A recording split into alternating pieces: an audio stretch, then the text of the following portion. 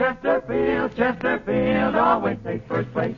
That milder, mild tobacco never leaves an aftertaste. So open a pack, give 'em a smell. Then you smoke 'em.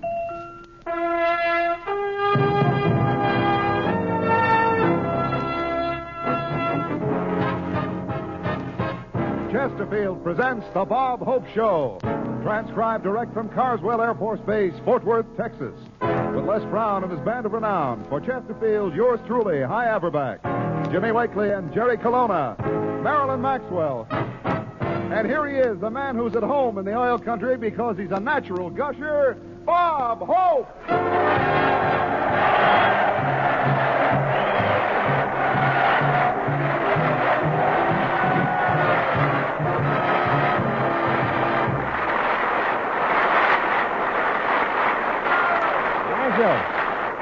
Thank you very much. Thank you. Well, here I am in Texas.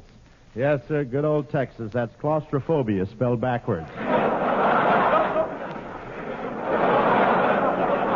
But I really like this state. Of all the 48 states, Texas is my favorite 3. And I got a nice reception when I arrived today. A bunch of bombardiers came up and said, "Welcome to Carswell, Mr. Hope. We're always glad to meet a fellow egg dropper."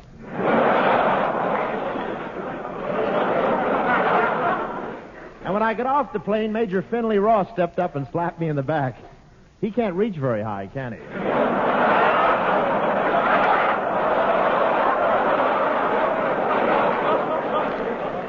But I appreciated the thought anyway. I want to tell you, these Texans are really patriotic. They shot one guy when he didn't stand up for the national anthem.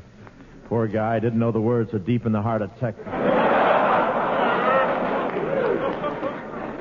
And I love that Texas drawl. A big Texas guy tried to steal my date last night, and I said, "That's my gal, Show Enough, and I want you to show enough, leave her alone, show enough."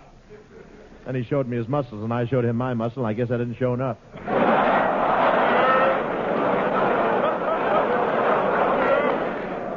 But what a place, this Carswell. Now, I was amazed at the youth of some of the boys here. They're so young.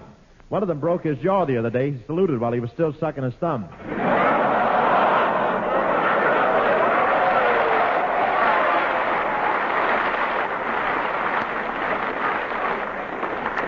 They're so young, I saw one fellow wearing a 3-cornered parachute.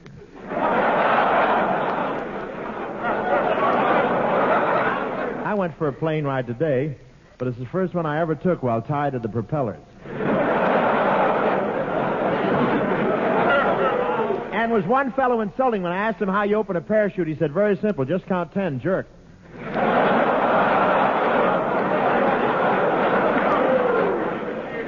I went up in one of those B-36s. They really fly high, but I insisted I wasn't scared.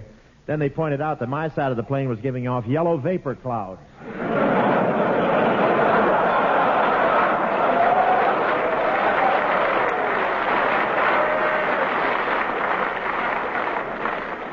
Gosh, was I nervous. I said to the pilot, "Do you mind if I bite my nails?" He said, "No, go right ahead. Anything to make you stop biting mine."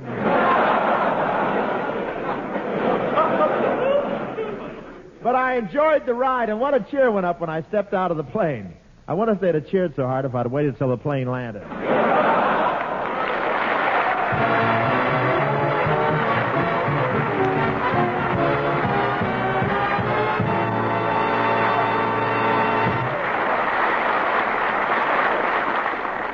Now let's sell Chesterfields. Every week, the whole bunch of us, Bing and Godfrey and Como and I, we ask you to smoke Chesterfields.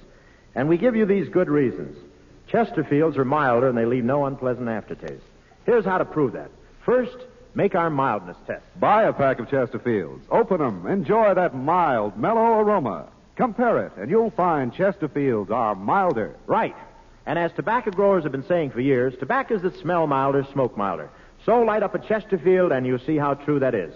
Chesterfields do smoke milder. And with that milder smoke, you get no unpleasant aftertaste. That fact has been confirmed by the country's first and only cigarette taste panel. So you know why we say smoke Chesterfield. It's the mild one. It's the only cigarette that combines for you mildness with no unpleasant aftertaste. Always buy Chesterfields. You'll agree it's the best cigarette you ever smoked.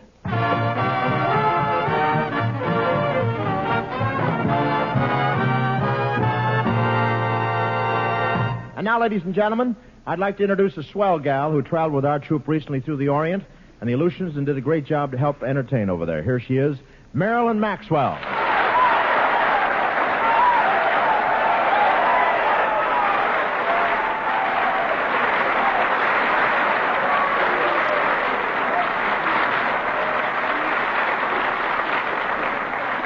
Thank you, fellas, and thank you, Bob. Say, how about this audience, Marilyn? Aren't they great? Oh, they sure are. I never saw so many handsome young men. Yeah.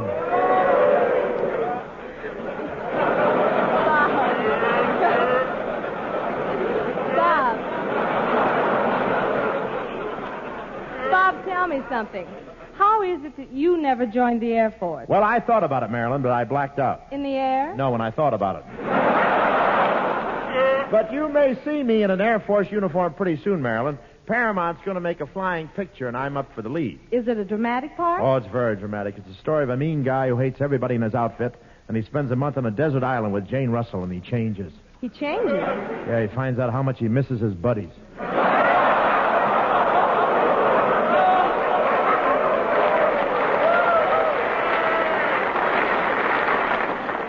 It's sort of a fantasy.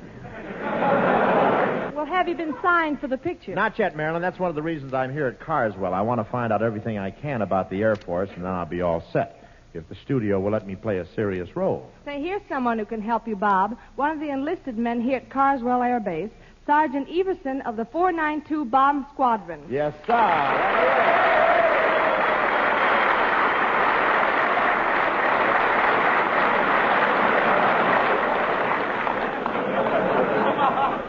Hey, that's swell, Marilyn. Step right in here, Sergeant.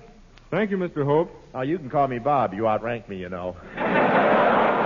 What do you do here, Sergeant? Are you one of the B-36 boys? That's right, sir. I'm a tail gunner. Well, Sergeant, I wanted to talk to you because I have a peculiar problem, and I think you can help me out. I'm a gunner, not a plastic surgeon.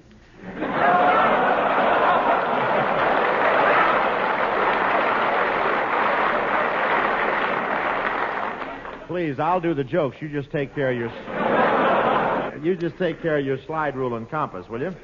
My problem, Sergeant, is to get some Air Force background for a picture I'm making. What do you do in the picture, Bob? Well, I'm a colonel who falls into disgrace and loses his commission, then goes to China and fights with the Flying Tigers and regains his commission. Then I get into a brawl in Shanghai with the admiral of the British fleet, so I hop to Morocco and put down a rebellion in the Foreign Legion.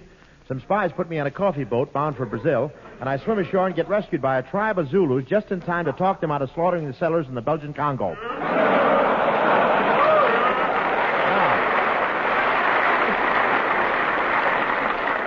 After that, the action begins. Sounds like an interesting picture, Bob. Yeah, I'll tell you more about it, but I don't want to ruin the plot for you. But, Sergeant, what I really want to know is how you guys act when you're in the air. Suppose you're in a big thunderstorm with a lot of lightning and the wind tossing the plane around. Do you smoke, pace up and down, or what?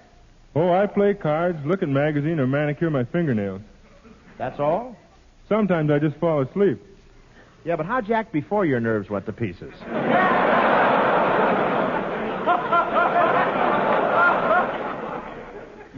You don't mind answering these questions, do you, Sergeant? My producers at Paramount are going to phone me after the show, so naturally I want to find out everything I can. Well, I have to leave to go back on duty, Bob. What else did you want to know? Well, there's a couple of love scenes in the picture. Suppose Marilyn Maxwell were your girlfriend. Can you tell me how you'd kiss her? I can show you better, Bob. And I thought that gleam in his eye was stage fright. Marilyn, the sergeant wants to show me some Air Force procedure. Okay with you? Well, I'd be delighted, Sergeant. Well, first, Bob, we take him in our arms like this. Then we hold him close like this, and then...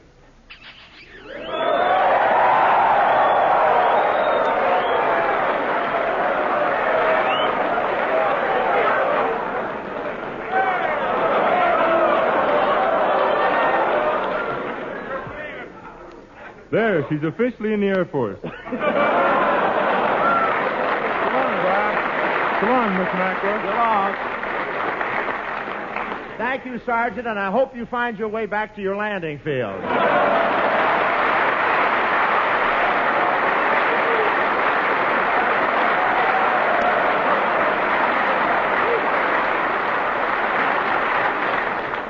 Gee, he's quite a man, Bob. Yeah?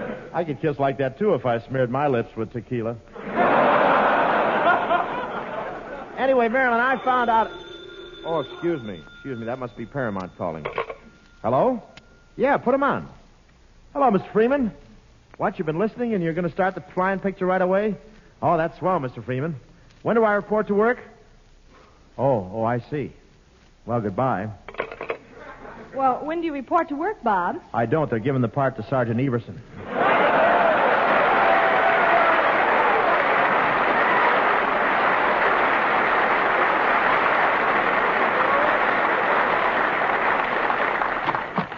Oh, there you are. Golly, Bob Hope.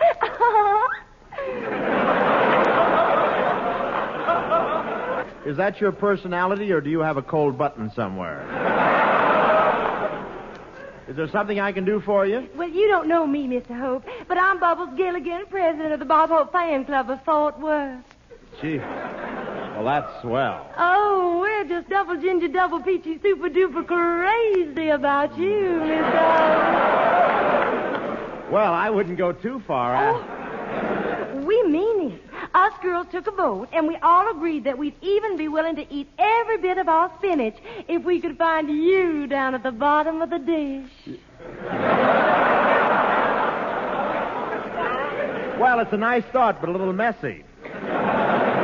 Anyway, here's the present. I want to thank you on behalf of the other girls and myself. We all took turns knitting on it. We put the initial C in the middle because yours Chesterfield. Here. Oh, this is wonderful. Just what I needed. A knitted ashtray.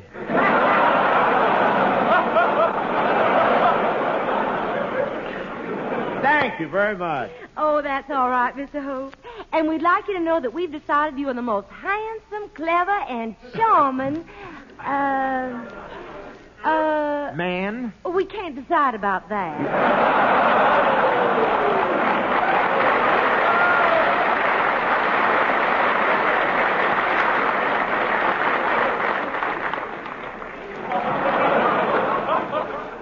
You know, Mr. Hope, the girls in my club think you're just amazing. Now, if this is all you... We also made up a poem about you, Mr. Hope. A poem? Uh-huh. And I was appointed to come over here and read it to you. Well, go right ahead. From the Girls Fan Club of Fort Worth to the peachiest fella here on earth. Isn't that sweet? We Texas girls would like to say we are glad you traveled down our way. In the cattle country, we think you're keen. You're the biggest longhorn we've ever seen.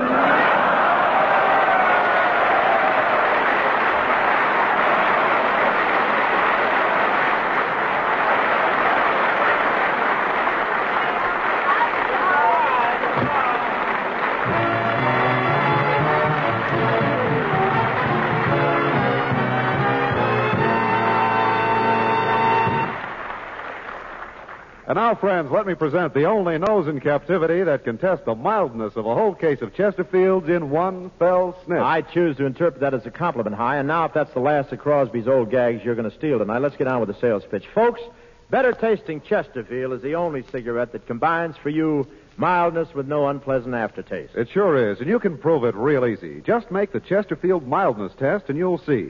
Get yourself a pack of Chesterfields, open it, and enjoy that mild, mellow aroma. Compare it with your old brand, and you'll see Chesterfields are milder. Now, as any tobacco farmer will tell you, tobaccos that smell milder smoke milder.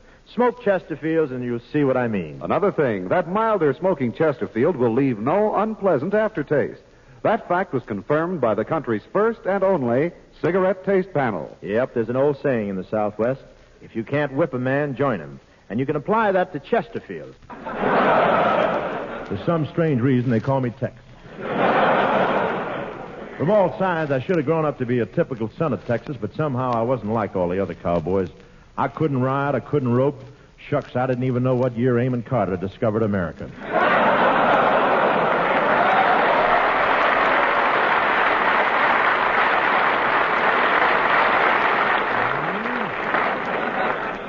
I guess the situation was getting a mighty serious because one day my daddy sent for me.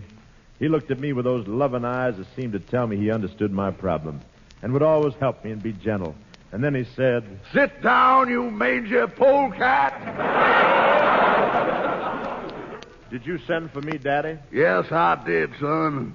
Tell me, how long you been my son now?" "Ever since the day I was born, 25 years ago."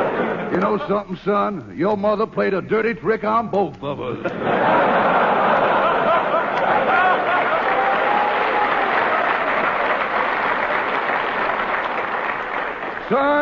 Son, I don't mind telling you I'm mighty disappointed in the way you turned out. But I'm trying to be a good Texan. I'm trying awfully hard to be a cowboy. Well, how can you say that? Why, you don't even smell like a cowboy. How many times did you bathe this year? With water? Yes. Twice. Just as I thought. A dude.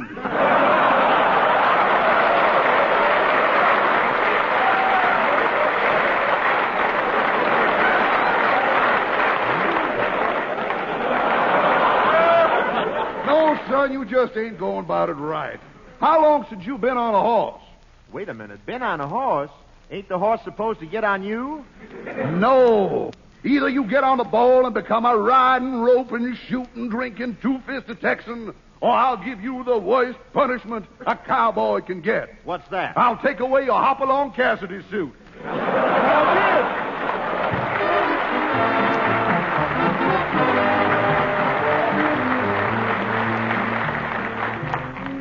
You know, that little talk with my daddy made me mighty sad. Yes, sir, my heart was heavier than Glenn McCarthy's money belt.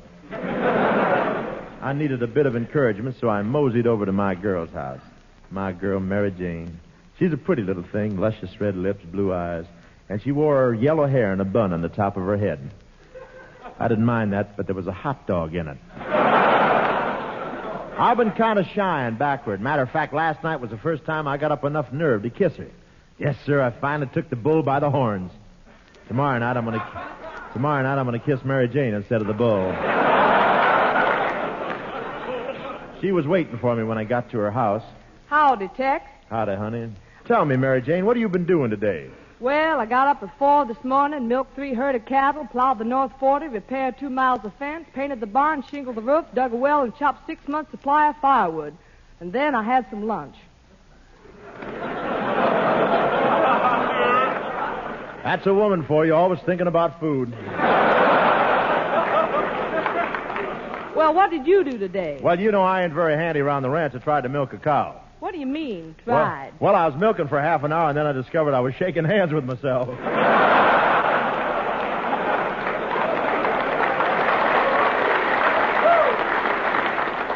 why didn't you stop? I did after I got 2 quarts.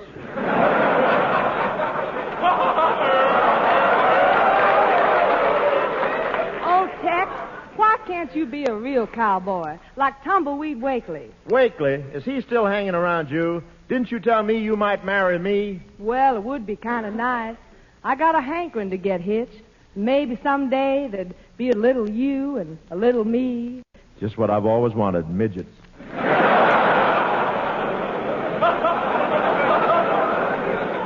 Well, what do you say, Mary Jane? Well, I'm sorry, Tex. Next to Tumbleweed Wakely, you're nothing but a tenderfoot. A tenderfoot? Yeah. Why don't you practice being a cowboy? Get on your horse and ride for a couple of days. No, thanks. I'd rather have just my feet tender. Now, look, Mary Jane. Howdy, Mary Jane. Tumbleweed. Come here, my little doggie, and hitch your chuck wagon to my heart and let me corral you in my arms, and let's palaver some love by the light of the purple sage. How about this guy? Brushes his teeth with saddle soap.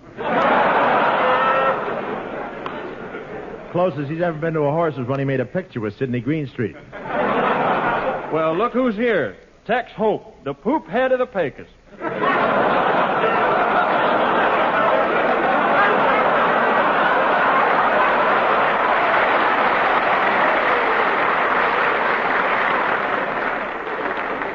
One more crack out of you, and I'll use your head to play a Roy Acuff record. Now, listen, hush up, Tex. Tumbleweed brought his guitar along to serenade me, and He got that old geet with him again. Yeah. And you're just messing everything up. Go ahead, Tumbleweed. All right. I want to drink my coffee from an old tin can while the moon goes shining high. I want to hear the call of the whippoorwill. I want to hear the coyotes cry. I want to feel the saddle of my old cow horse, riding him out on the range. just to kick him in the side, watch him show his step and pride out on the Texas plains. Oh, Tumbleweed, that was mighty pretty. Sounded like Gabby Hayes with his beard on fire.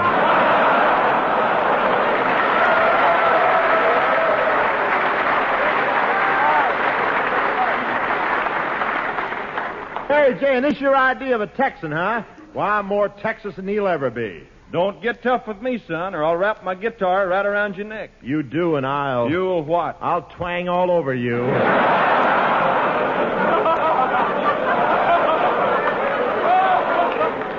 Well, that settles it, Tex. Now get out of here. And don't come back until you're as much a Texan as Tumbleweed. And furthermore, I'll never hitch up with you unless you learn to sing pretty like he does. All right, I'm going to get me some singing lessons right now, and then I'm coming back for you. That's for sure.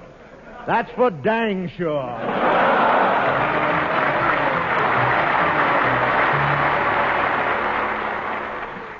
Well, this here looks like the singing teacher's office. I'll go right in.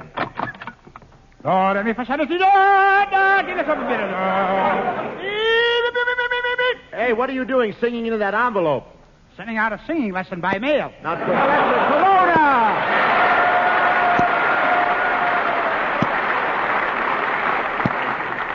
Yes, indeed. I'm Professor Colonna, voice coach, singing instructor, student of the fine arts, and had-a-call salesman. Well, I want to take some of them there singing lessons so I can be a real Texan and win my girl's hand. All righty. Now, first...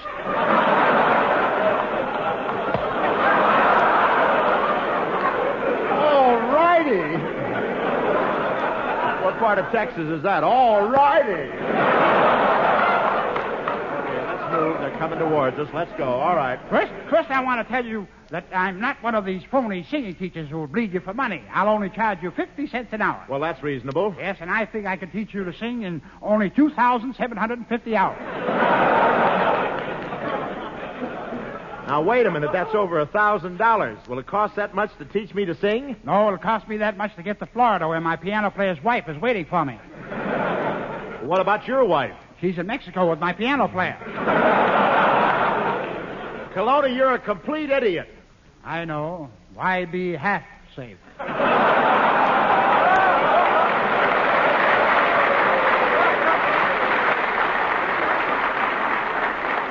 I got a sneaky feeling you don't know anything about music at all. I don't. I'll have you know I can play every musical instrument there is, and all at the same time. Well, how is that possible? Big mouth, 17 union cards. Well, what about giving me a lesson? All righty. Now, first I must...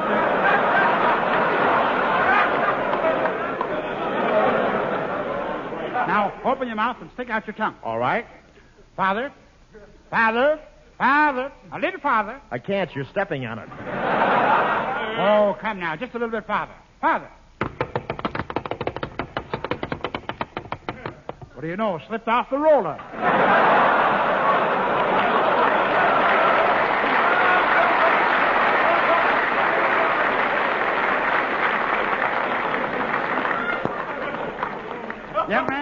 Young man, I tell you what to do.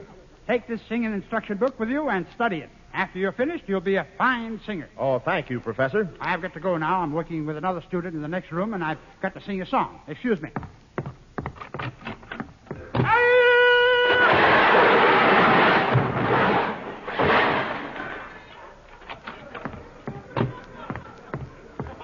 Happens every time I sing Orange-Colored Sky. So long, Professor. So long.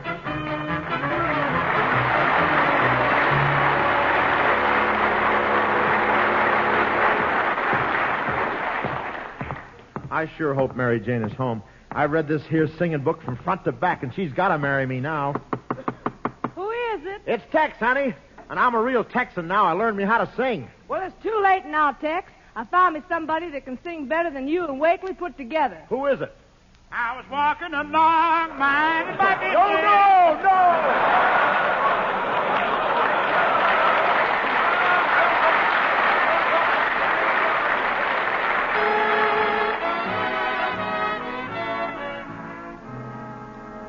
Hey, Marilyn. What is it, Bob? Well, you know, the show's going to be over in a little while. I've been wondering if you and I could get together. We sort of Take a little walk, huh? Why, of course, Bob. Oh, you're such a delightful child. You're just the type I'd like for my sister. And you're just the type I'd like for my mother.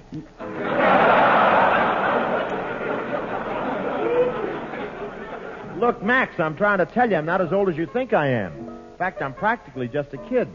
They won't let me buy a copy of Esquire unless I bring a note from my mother. Oh, now, really, Bob, don't you think it's time you started acting your age? Acting my age? I'm not calling Grandma Moses for a date yet. And just remember, none of us is safe from old Father Time. Well, what do you mean? Listen to me. Someday your figure will start to spread. Your fallen arches will drop like lead. You'll find your beautiful smile has fled. No hair atop of your shiny head. Don't let the wrinkles upset you. I'll still be happy I met you.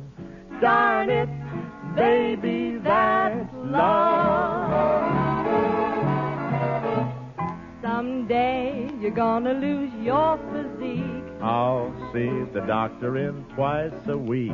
My chic will suddenly go antique. You'll be so deaf that I'll have to shriek. Though you're a physical wreck, dear, I'll still be happy till next year. Darn it, baby, that's love. That's love, that's love. We might as well be sensible. That's love, that's love. To me, you're indispensable. Despite the fact that someday you're gonna look really beat. Oatmeal is all that they'll let you eat. Boy Scouts will help you across the street. Too old to even be indiscreet. Though you'll be too weak to court me, I'm still gonna let you support me. You will always be my turtle dove. Me for you, and you for me. Collecting Social Security. Darn it, baby. Wait, I have an idea. What? Listen to me, child. Just imagine I'm a kid of 17. Someone's been spiking your Ovaltine. Darn it, baby, that's love.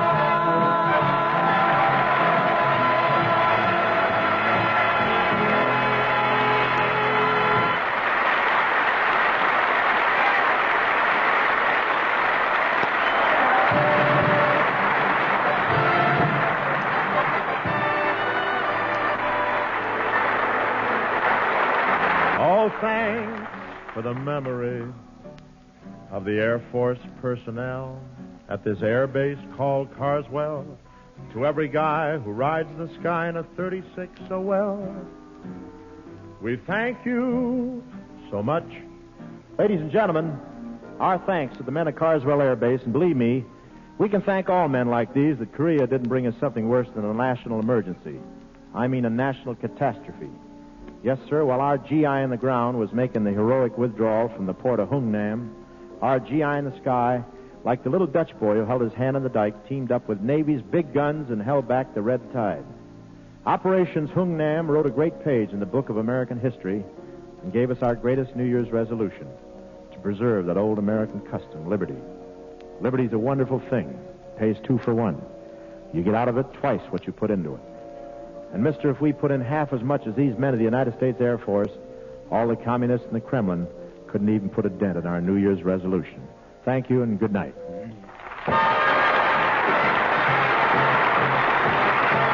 sure to listen to next week's Bob Hope Show with our special guest, Jane Russell, direct from Camp Pendleton. Chesterfield has brought you the Bob Hope Show from Carswell Air Base, Fort Worth, Texas.